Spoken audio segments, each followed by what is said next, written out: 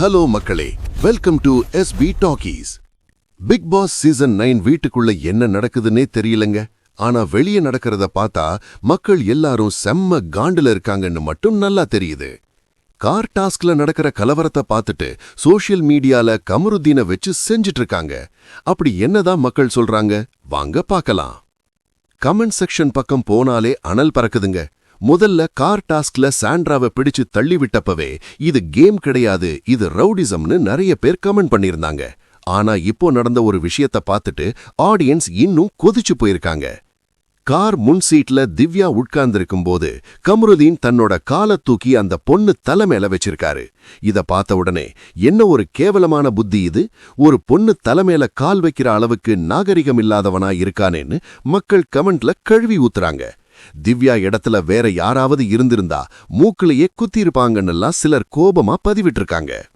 அது மட்டும் இல்லைன்னு மக்கள் கேட்கிற முக்கியமான கேள்வி என்னன்னா, விஜய் டிவி ஏன் கமருதீனை காப்பாத்துது என்பதுதான். பழைய சீசன்ல எல்லாம் மைக்க கழட்டி வச்சதுக்கும் டேபிள குத்துனதுக்கும் ரெட் கார்டு கொடுத்து வெளியே அனுப்புனாங்க. ஆனா இப்போ ஒரு பொண்ணை தள்ளி விடுறாரு, இன்னொரு பொண்ணு தலைமையில காலை வைக்கிறாரு. இதெல்லாம் வன்முறை இல்லையான்னு ரசிகர்கள் கேள்வி எழுப்புறாங்க. கமருதீன் என்ன விஜய் டிவிக்கு செல்ல பிள்ளையா இல்ல தத்து பிள்ளையா, ஏன் இந்த ஓரவஞ்சனைன்னு கமெண்ட் பாக்ஸ்ல விஜய் டிவியை டேக் பண்ணி வில்லாசுறாங்க.